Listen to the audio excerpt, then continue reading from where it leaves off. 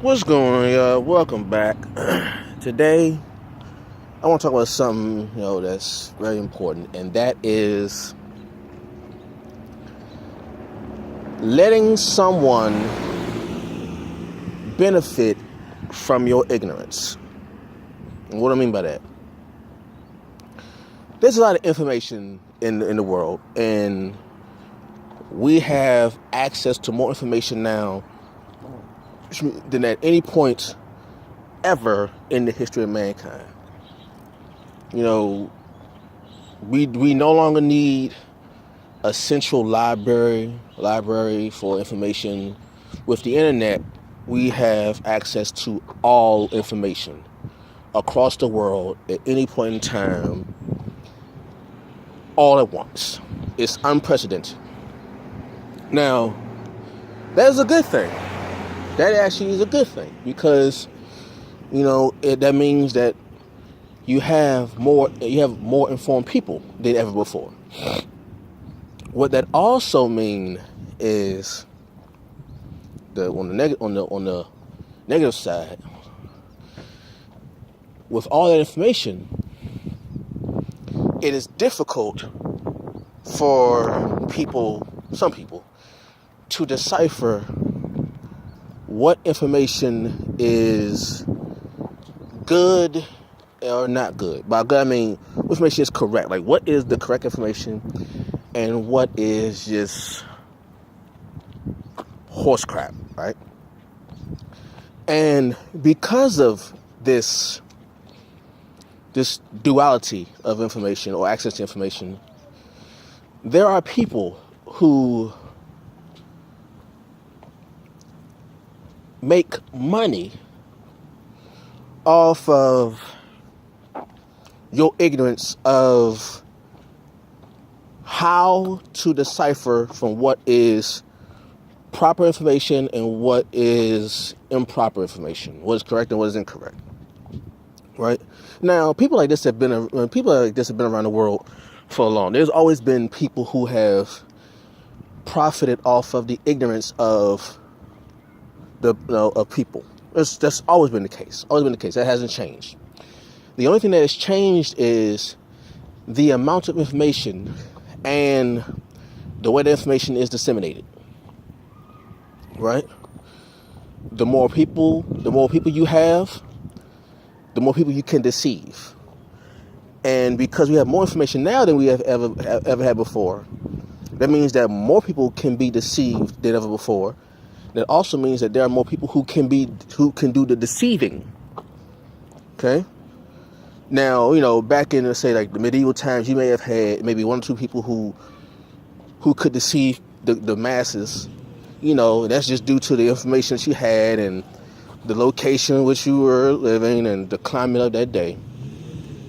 But now, because you have internet, Google, social media, all that stuff, and with the population being close to 8 billion, the amount of people you have that could lead you astray has increased, right? So we must be aware of people who seek to benefit from your ignorance. And the thing is, how, somebody might say, that sounds good, but how do you decipher? How do you sift through? How do you vet? Right? How do you vet the information to see if it's correct or not? And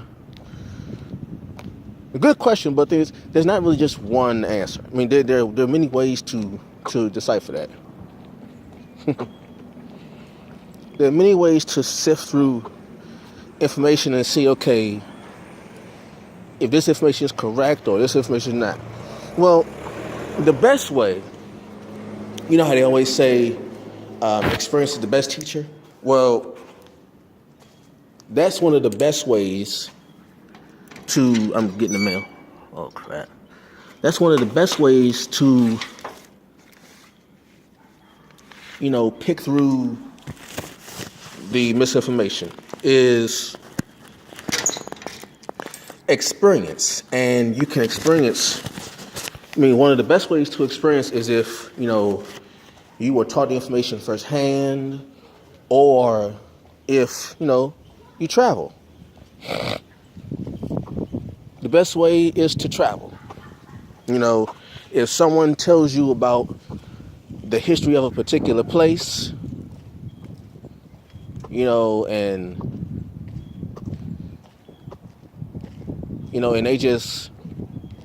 and they may tell you about, oh, these people did this and these people did this and they studied this.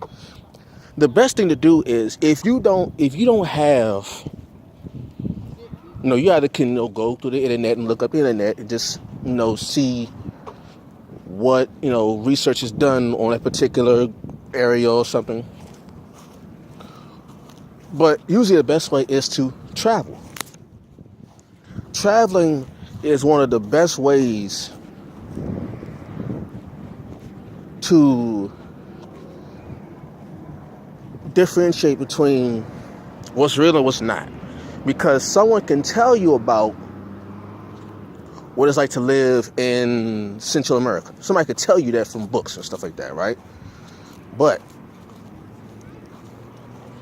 someone tell you that from a book that they've read or that they've written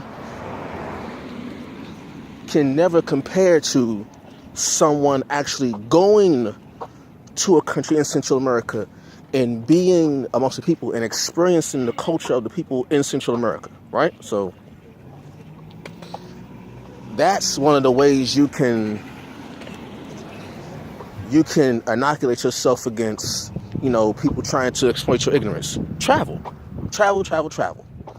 Or another way is you can say, okay, if you can't go to that place, you can have that place come to you by befriending people who are from that particular area or who have first-hand information in that area, right? Now, what's another way of doing this? I'll use myself as an example, right? Use myself as an example. For those who don't know, I'm a Freemason. I've done a video about this, and it's nothing new. And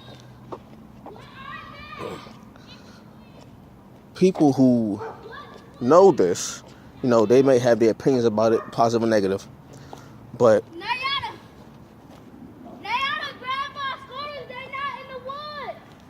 those who speak about that particular, oh my God, he's loud.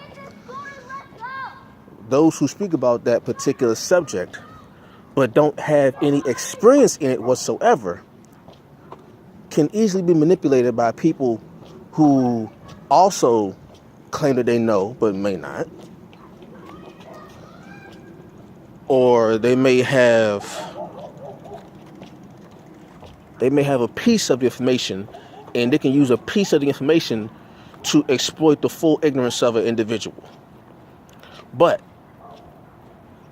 how many of those people who are ignorant to the information or who have a piece of the information will actually go through the entire process to learn it completely?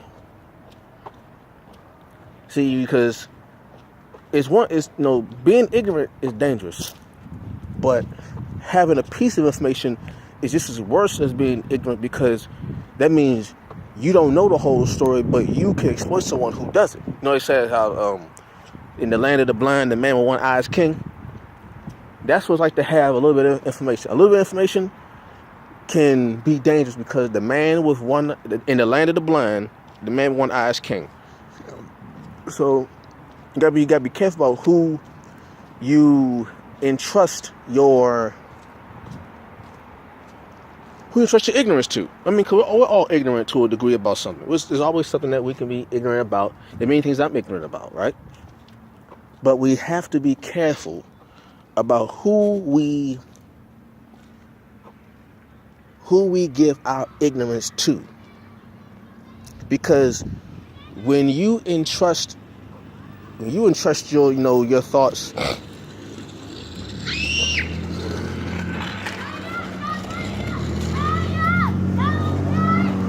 when you give